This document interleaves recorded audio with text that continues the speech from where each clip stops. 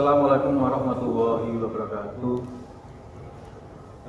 Kita bahas pada hari ini adalah tentang pendapatan nasional. Sebelum kita mengkaji keseluruhan bab-bab yang lain yang di dalamnya, apa sih yang dimaksud dengan pendapatan, apa sih yang dimaksud dengan nasional.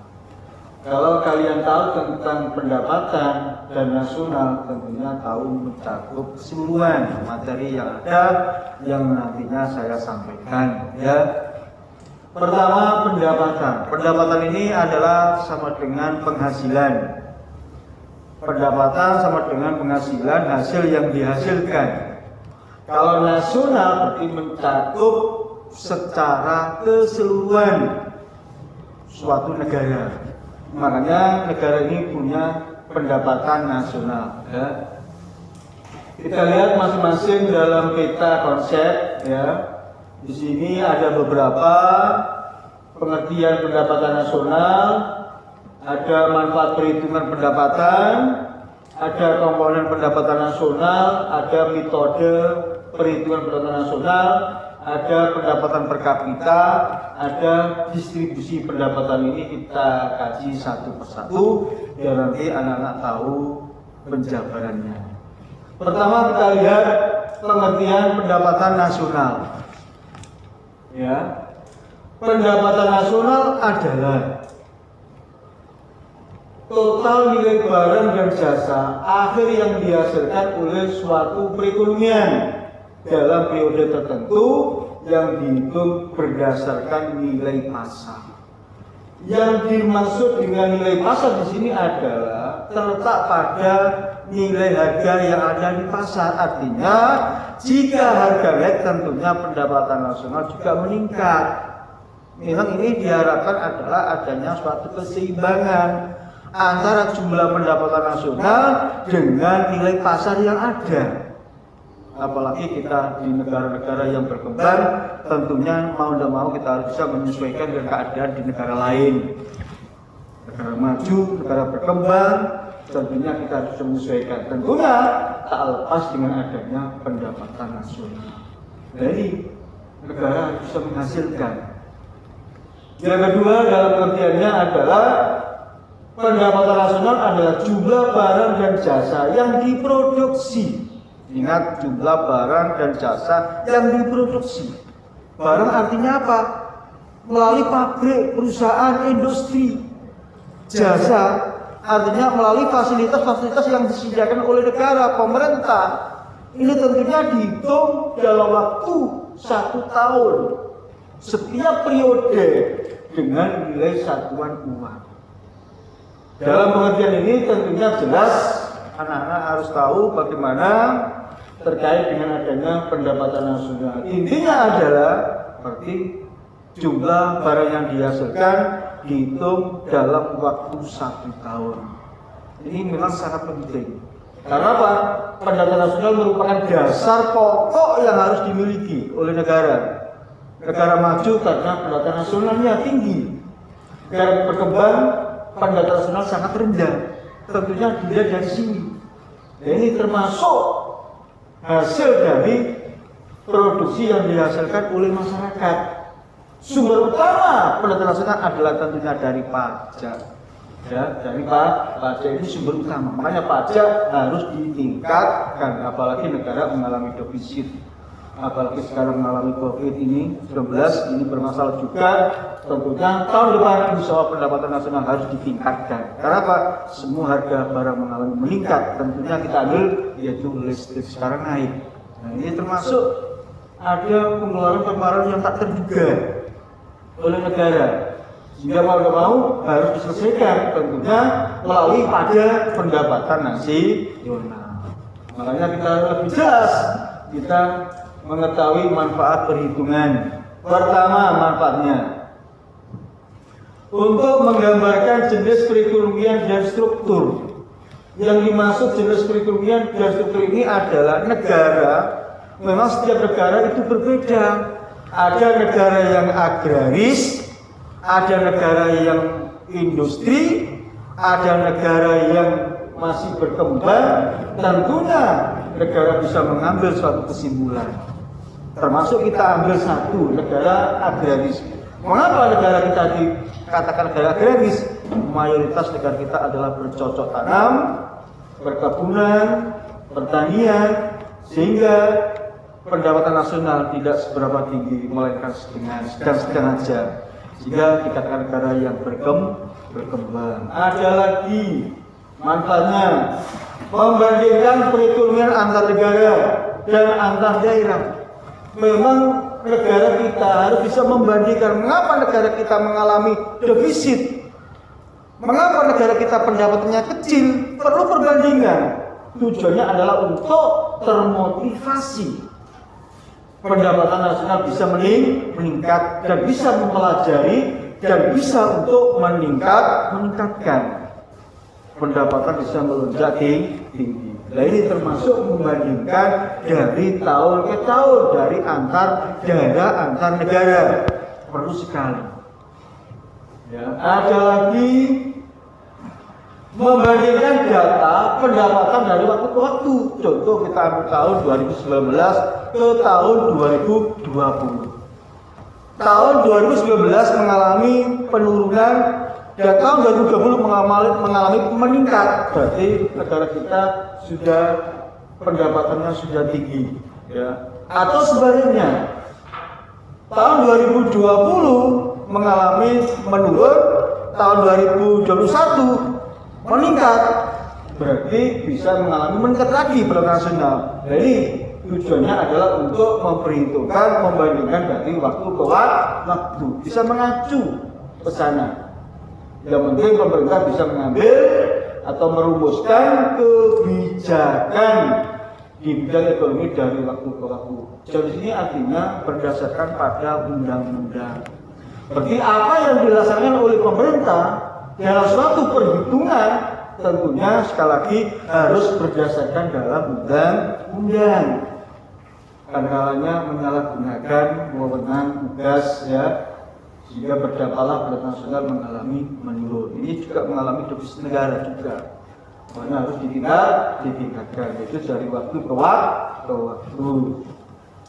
Ada lagi sekarang komponen pendapatan nasional. Komponen ini sama dengan rangkaian unsur-unsur yang terkait dengan pendapatan nasional. Di situ jumlahnya ada 6. Pertama adalah GDP, 2 GNP, NNP, NNI, PI, dan terakhir DI. Ini sangat terkait satu sama lain, sangat berhubungan satu sama lain. Ini ada rumusnya, nanti anak-anak bisa lihat di buku perpustakaan atau di media atau di internet, lebih jelas nanti lihat di sana. Tentunya anak-anak harus aktif, betul, harus belajar di rumah.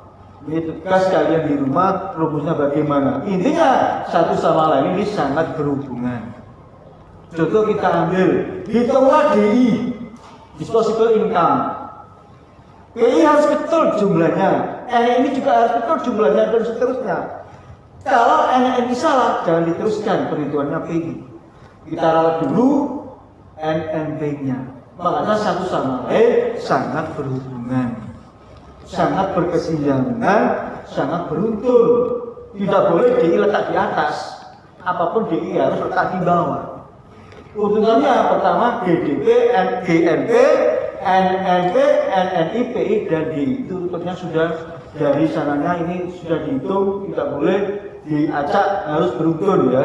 Karena ini merupakan komponen urutan konsep dari pendapatan nasional. Metode perhitungan pendapatan nasional. Metode ini sama dengan pendekatan. Contoh ada pertanyaan. Hitunglah pendapatan nasional dengan pendekatan pengeluaran. Ini rumusnya.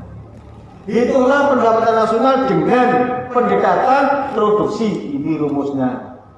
Hitunglah pendapatan nasional dengan pendekatan pendapatan nasional. Ini rumusnya. Harus tahu, ini ada 3 metode dalam perhitungannya. Nah, rumus ini tentunya anak-anak harus tahu masing-masing keterangannya, Y sama dengan ini, Y ini adalah pendapatan nasional. W wage artinya upah atau gaji, rent artinya sewa tanah, interest artinya bunga, P plus profit oriented atau keuntungan laba ya. Ini termasuk tidak jauh beda dengan faktor produksi. Kalau Y sama dengan ini pengeluaran, Y sama dengan konsumsi rumah tangga ya. Perorangan plus I pemerintah mau belanja ke luar negeri, plus I ini termasuk investasi penanaman modal, plus huruf X artinya ekspor, M artinya impor. Berarti kalau ada huruf harus diselesaikan lebih dahulu huruf ini ya. Ini pengeluaran, berarti pemerintah mengeluarkan atau masa mengeluarkan. Yang terakhir pendekatan produksi. NI national income. Pak diganti GNP boleh, ganti NNI boleh. Semua diganti NI boleh, tidak masalah. Yang penting di dalamnya ini. NI sama dengan E plus A plus I plus N plus J. E artinya ekstraktif, termasuk pertambangan, ya, termasuk minyak ini sumber-sumber yang ada di dalam tanah. Terus A ini termasuk kategori agraris, negara agraris mayoritas utama. Terus I ini termasuk industri, N termasuk niaga atau perdagangan, J artinya jasa. Ini termasuk terkait dengan pendekatan produksi. Ini masing-masing berhubungan dengan metode pendekatan yaitu pendekatan pendapatan nasional.